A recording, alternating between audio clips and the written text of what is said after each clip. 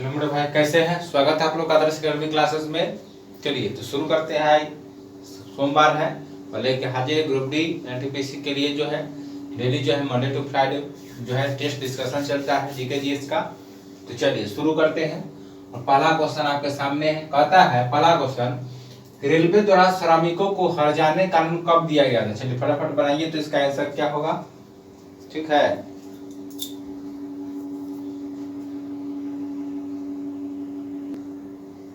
चलिए सारे पॉइंट को मेरे अच्छे से नोट कीजिएगा। एग्जाम के दृष्टि से आपका जो है परीक्षा में टपकने वाले सवाल होते हैं। चलिए तो कहता है कि रेलवे द्वारा श्रमिकों को हर्जाने का कानून कब लाया गया था? तो देखिए फटाफट इसका आंसर बताइए तो क्या होगा। ऑप्शन ए में 1926 है, 1923 है, 1936 है। ठीक है,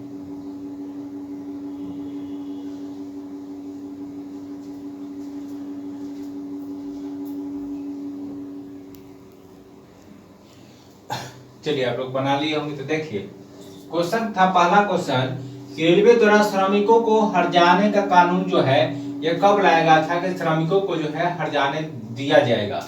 इसका जो आंसर हो जाएगा वह हो जाएगा 1926 ईस्वी में। कब हो जाएगा? 1926 ईस्वी में रेलवे द्वारा श्रमिकों के लिए हर्जाने कानून जो है लाया गया था। कब लाया गया था? 1926 ईस्वी को लाया गया था। ठीक है, सॉरी 1923 होगा। इसका क्या होगा? 1923 में आंसर हो जाएगा आपका 1923 में। 1926 में बात करें तो लिखिएगा 26 में क्या हो जाएगा?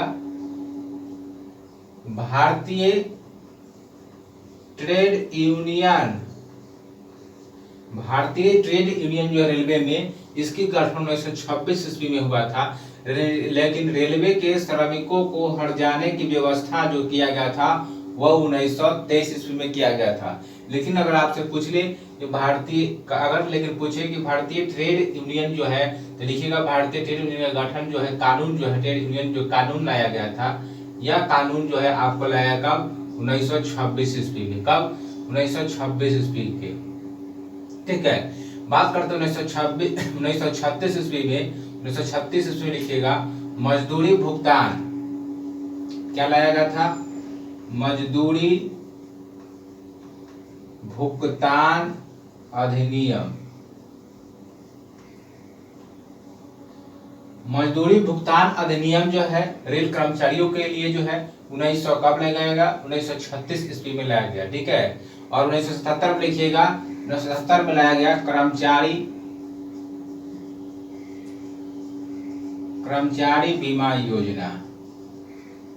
अगर पूछे रेलवे में जो है कर्मचारी बीमा योजना कब लाया गया था? तो 1977 में कर्मचारी बीमा जो है लाया गया था। कब लाया गया था?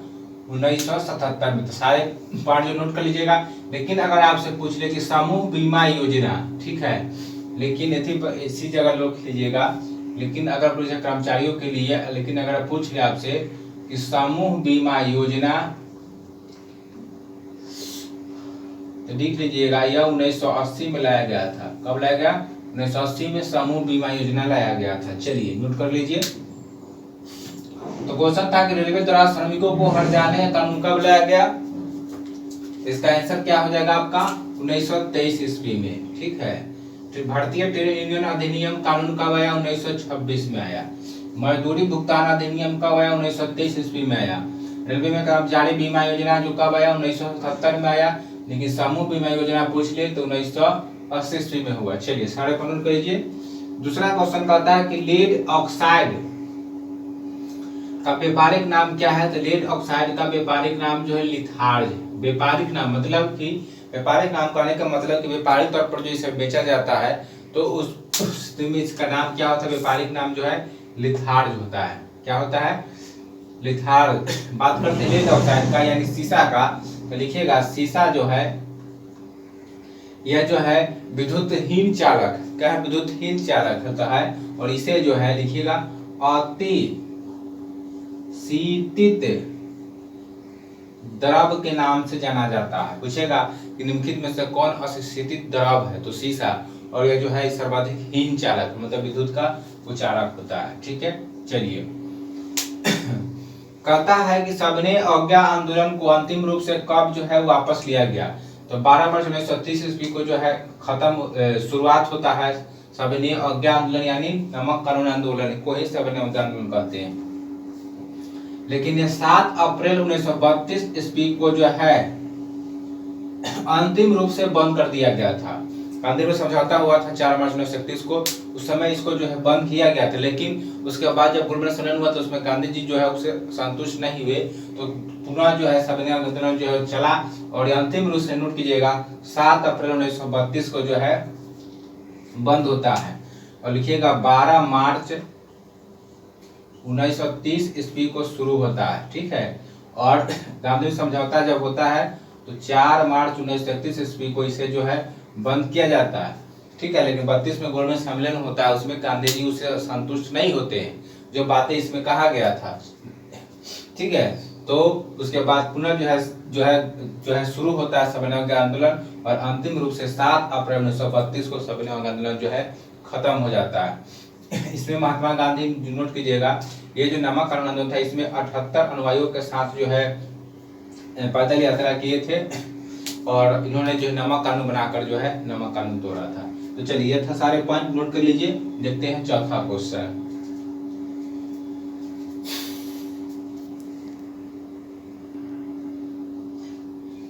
देखिए चौथा क्वेश्चन क्या कहता है। चौथा क्वेश्चन कहता है कि महाभारत के प्रथम महासागर तरंग ऊर्जा परियोजना प्रक्षेपण कब हुआ, मतलब इसकी शुरुआत कब हुआ था। तो लिखिएगा इसकी शुरुआत जो है 1951 में हुआ था। कहाँ हुआ था तो लिखिएगा बिझिंझाम। बिझिंझाम कहाँ पड़ता है लिखिएगा तिरुअनंतपुरम। तिरुअनंतपुरम बिझिंझाम में जो है प्रथम महासागर तरंग ऊर्जा परियोजना का जो है प्रक्षेपण किया गया था। ठीक है, 1922 में जानते करते हैं 5 फरवरी 1922 को जो 84 हत्याकांड होता है। ठीक है, कहता है देखिए 5वां क्वेश्चन कहता है यूरिया का रासायनिक सूत्र क्या होता है मेरे भाई। यूरिया का रासायनिक सूत्र होता है H2NCONH2।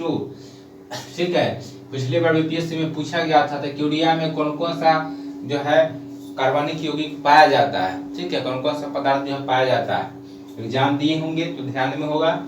इसमें क्या क्या हो जाएगा, पहला तो हाइड्रोजन हो जाएगा, उसके बाद नाइट्रोजन हो जाएगा, उसके बाद कार्बन हो जाएगा, उसके बाद ऑक्सीजन हो जाएगा। ठीक है, कितना हो गया 4। ठीक है, तो पिछले बार बीपीएससी में जो है ठीक है वो पूछा गया था पीटी में कि यूरिया में कौन कौन से तत्व विद्यमान है। ठीक है, तो क्या क्या हो जाएगा, इसका सूत्र होता है H2NCONH2 यूरिया। इसमें हाइड्रोजन है, क्या है हाइड्रोजन है, नाइट्रोजन है, कार्बन है, ऑक्सीजन है। ठीक है, 4 तत्व जो है इसमें मुख्य रूप से विद्यमान है। ठीक है, तो नोट कर लीजिएगा। चलिए कहता है चिटगांव शस्त्रागार पर हमला करने वाले क्रांतिकारी क्या कौन थे मेरे भाई। ये तो लॉलीपॉप क्वेश्चन मेरे भाई, कौन था, सूर्य सेन था। चिटगांव शस्त्रागार पर जो है हमला करने वाले क्रांतिकारी कौन थे, सूर्य सेन थे। और पिछले एनटीपीसी 2017 में आपसे ये क्वेश्चन पूछा गया था। तो चलिए नोट कर लीजिए।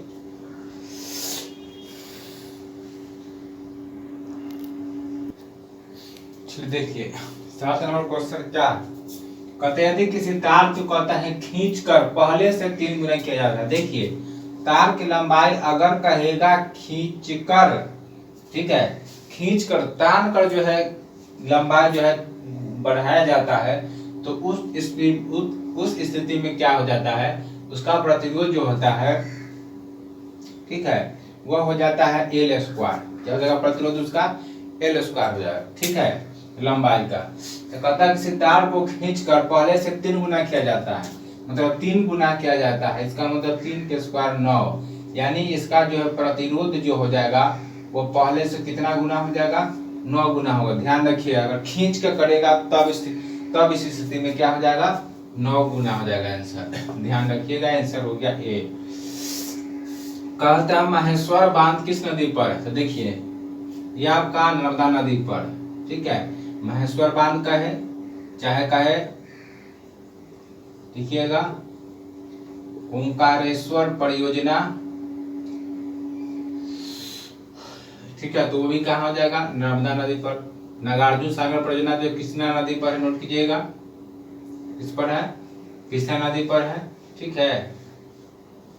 चलिए सतलज पर कौन है, भाखड़ा नाग परियोजना जो है किस पर है, सतलज पर है। भाखड़ा नाग परियोजना किस पर है, सतलज पर है। सारे पॉइंट अच्छे से नोट कर लीजिएगा, ठीक है। इस पर हो जाएगा भाखड़ा नाग परियोजना, ठीक है। चलिए कहता है कांच पर लिखने में किसका प्रयोग किया जाता है, कांच पर जो हम लिखते हैं उस पर किसका प्रयोग किया जाता है, उस पर जो है लिखिएगा हाइड्रोजन फ्लोराइड अम्ल, इसका प्रयोग करते हैं। कांच पर लिखने के लिए हाइड्रोजन फ्लोराइड अम्ल का प्रयोग करते हैं और इसी की सहायता से मान लीजिए कि यह कांच है तो इस पर जो है लिखने का काम किया जाता है, किससे, हाइड्रोजन फ्लोराइड अम्ल से। चलिए नोट कर लीजिए।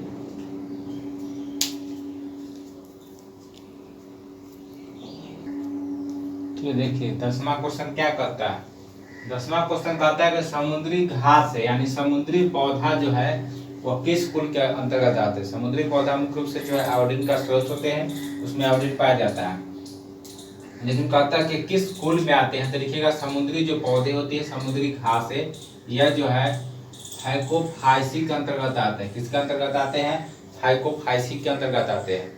ग्रेनेसी कुल के अंतर्गत जितने भी अनाज आते हैं वो सभी ग्रेनेसी कुल के अंतर्गत आते हैं, नोट कीजिएगा। 11वां क्वेश्चन कहता है कौन सा कीट जो है कालाजार उत्पन्न करता है, तो देखिएगा कालाजार उत्पन्न करने वाले जो है यहाँ पर कीट पूछा, वो हो जाएगा आपका सेंड फ्लाई। कौन हो जाएगा, सेंड फ्लाई जो है यह कालाजार उत्पन्न करने वाले जो है कीट है, ठीक है। चलिए कहता है कि प्रत्यक्ष अप्रत्यक्ष कर का उदाहरण क्या है, फटाफट इसका आंसर बताइए। तो अप्रत्यक्ष कर में से कौन सा है, ऑप्शन उत्पाद शुल्क है, सीमा शुल्क है और सेवा कर है, ठीक है। यहाँ पर जो अप्रत्यक्ष कर हो जाएगा वह सभी हो जाएगा आपका, तीनों जो है वो क्या है, अप्रत्यक्ष कर है, ध्यान रखिएगा। चलिए कहता है 13वां क्वेश्चन कि शिवाजी के पिता का नाम क्या था, शाहजी भोसले था। तो शिवाजी के जो पिताजी थे शाहजी भोसले, यह मूलतः किस राज्य के सेवा में थे, तो लिखिएगा इसका आंसर जो है बीजापुर हो जाएगा। क्या हो जाएगा, राज्य बीजापुर के सेवा में थे, ठीक है। शिवाजी के पिता कौन थे, शाहजी भोसले थे। चलिए नोट कर लीजिए सारे पॉइंट।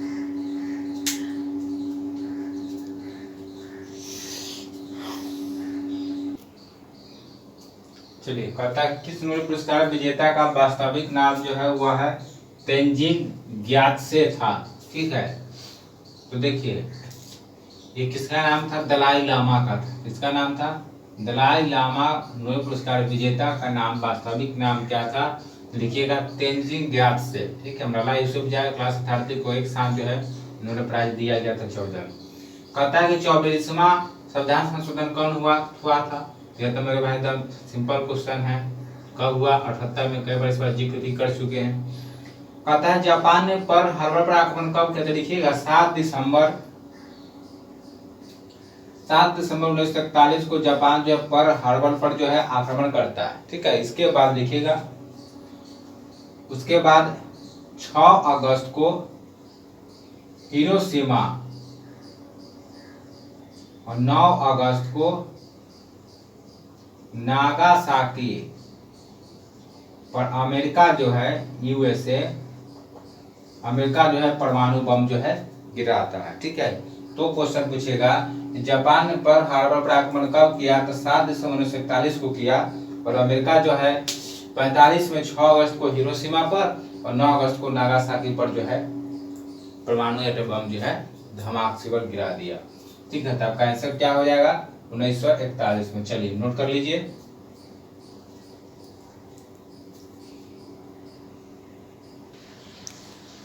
चलिए मेरे पास 17वां क्वेश्चन बनाइए, तो न्यूमेरिकल से है, केमिस्ट्री से। कहता है किसी मिश्रित धातु में 35% चांदी, कहता है किसी मिश्रित धातु में 35% क्या है मेरे भाई, चांदी। तो कहता है कि मिश्रित धातु की मात्रा, और कहता है कि मिश्रित धातु की मात्रा 119 ग्राम है। शायद यहाँ पर क्वेश्चन मिस्टेक होगा, चांदी की मात्रा शायद दिया हुआ है, ठीक है। हाँ, यदि मिश्रित धातु में चांदी की मात्रा, धातु में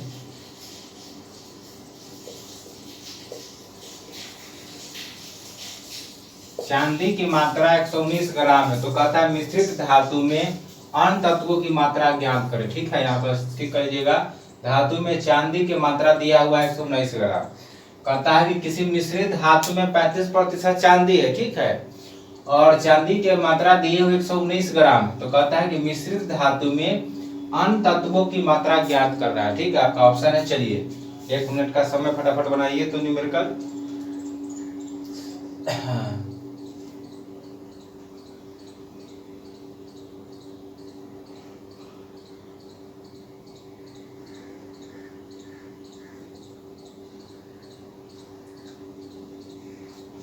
पूछो ना मेरे भाई, का निजी है।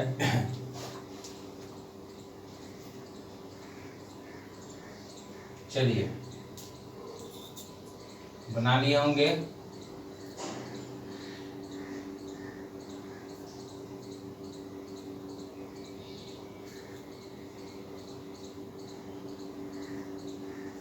चलिए देखिए, कहता है कि मिश्रित धातु में 35% क्या है मेरे भाई, चांदी, और चांदी की मात्रा दिया हुआ, तो मान लेते हैं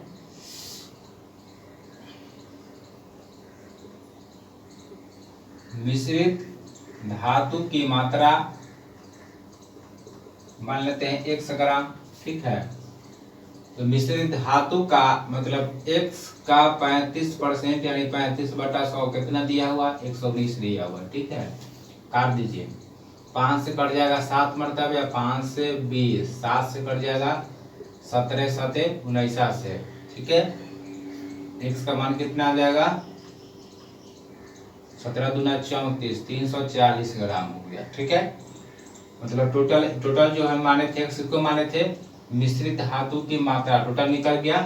अब देखिए टोटल आ गया, इसमें से चांदी कितना है, मात्र 119 ग्राम है, तो हमसे पूछा क्या है, अन्य तत्वों की मात्रा। तो यहाँ पर निकाल दीजिए, अन्य तत्वों की मात्रा क्या हो जाएगा,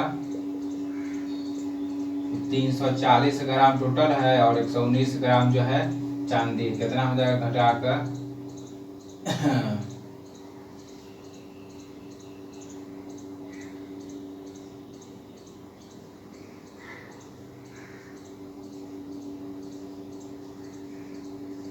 दो सौ 21 ग्राम हो जाएगा, ठीक है। आंसर हो जाएगा ये नंबर, क्या हो जाएगा, ये नंबर हो जाएगा। चलिए बनाइए तो,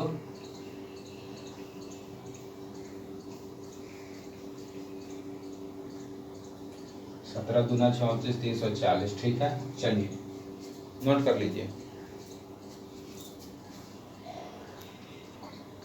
चलिए बनाइए तो, क्या कहता है, कहता है क्वेश्चन MgCO3 में 21 ग्राम में कहता है मैग्नीशियम के कितने अणु होगा। चलिए बनाइए तो, 1 मिनट का समय दिया जाता है। कहता है MgCO3 में 21 ग्राम में मैग्नीशियम के कितने अणु होगा, ठीक है।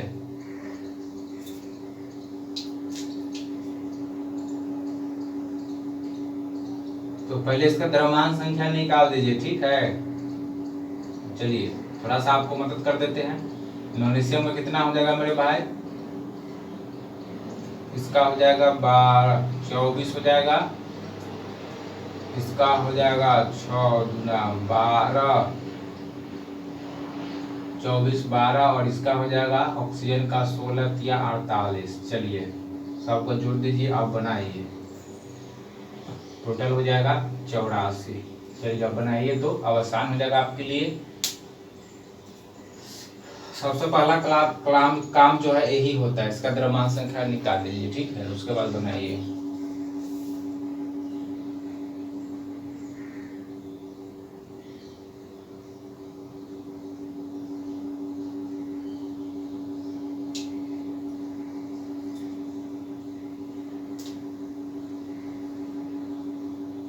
बन गया,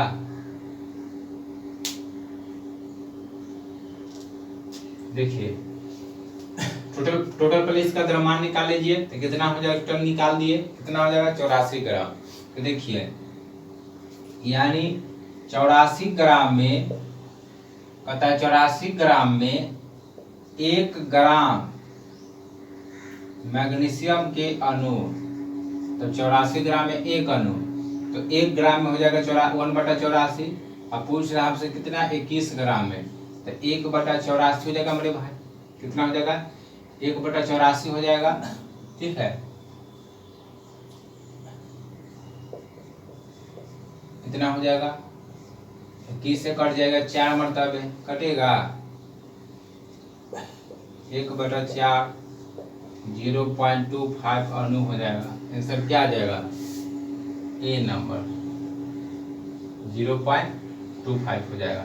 चलिए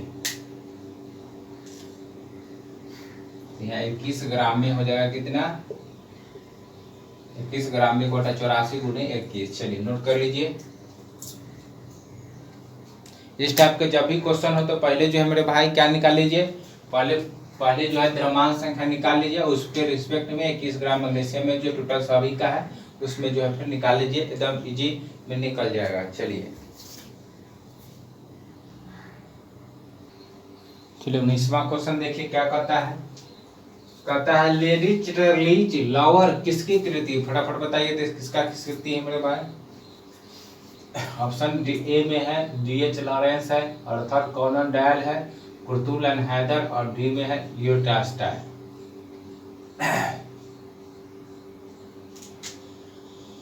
तो इसका आंसर तो हो जाएगा, क्या हो जाएगा मेरे भाई, डीएच लॉरेंस हो जाएगा, ठीक है। क्या हो जाएगा, डीएच लॉरेंस हो जाएगा, ठीक है। उसके बाद बात करते हैं कुर्तुल हैदर की पुस्तक, लिखिएगा गर्दिश ए चमन, क्या है, गर्दिश ए चमन किसका है, वार एंड पीस किसका है, वार एंड पीस जो है वो लियो टॉल्स्टॉय का, ठीक है। चलिए नोट कर लीजिए, आंसर हो गया डीएच लॉरेंस। चलिए 20 में कहता है कि एक विंडोज को कीबोर्ड पर, पिछले क्लास में बताए थे कि किसी भी कंप्यूटर पर चल रहा है प्रोग्राम, विंडोज पर जो है प्रोग्राम को ओपन करने का कार्य कौन करता है, उसका पृष्ठ को खोलने का काम कौन करता है, तो वह बताया थे कि उसमें जो है मुख्य रूप से भूमिका F1 निभाता है। कौन सा की निभाता है, F1 फंक्शनल की जो है F1 निभाता है। यह था मेरे भाई आज का मोस्ट इंपोर्टेंट प्रीवियस क्वेश्चन जो विभिन्न प्रतियोगिता परीक्षा में पूछे गए थे। सारे पॉइंट अच्छे से नोट कीजिएगा, बार बार रिवीजन कीजिएगा, ठीक है। तो मिलते हैं फिर मैथ की क्लास में, धन्यवाद।